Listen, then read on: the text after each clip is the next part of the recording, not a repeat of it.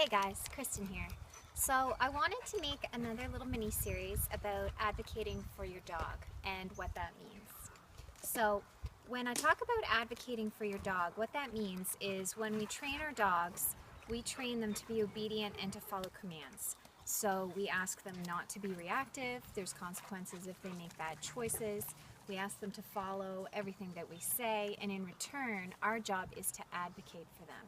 So if you expect your dog to be really well behaved in all situations, then you also have to be the one to always protect your dog in every situation.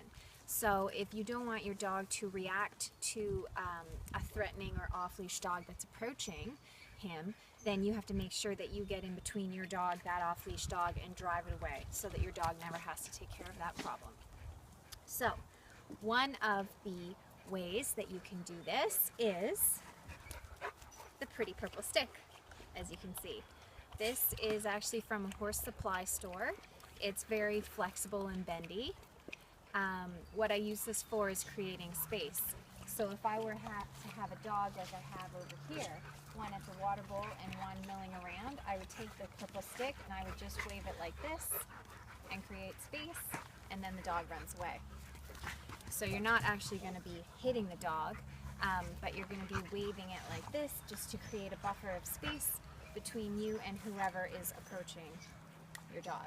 And usually like this little tassel waving in their face is unpleasant or distasteful enough. You know, nobody likes something like that waving right up close to their face, that your off-leash dog generally runs off. So what I would do is I would wave the stick at one of the dogs like this, and I would create space.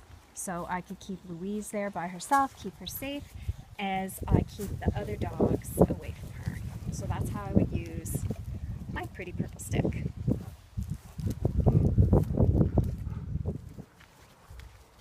So whenever you're out for a walk with your dog or training your dog, you need to always keep in mind that you're asking your dog to listen to you, to follow all the commands, to not break the rules, and to not be reactive, to not pull, to not lunge, bark at other dogs or at other people.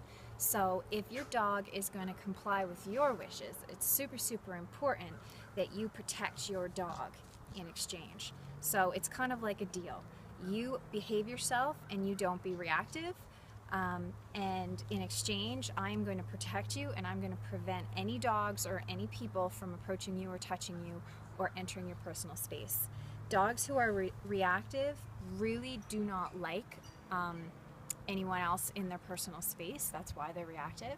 So it's really important to respect a dog's bubble of personal space. So if you're out walking your dog and a person comes up and asks if they can pet your dog or if their dog can meet your dog, I always say no. I say, no, my dog's in training, but thank you so much for asking.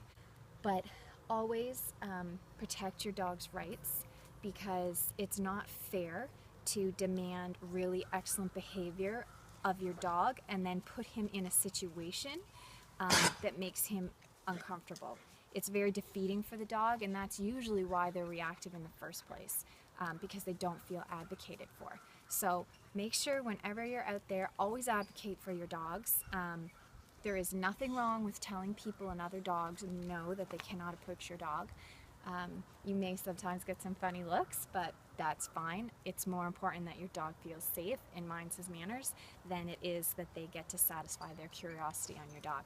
So all you guys, enjoy your walks and advocate for your pups and do great stuff. All right guys, thanks for watching. Bye.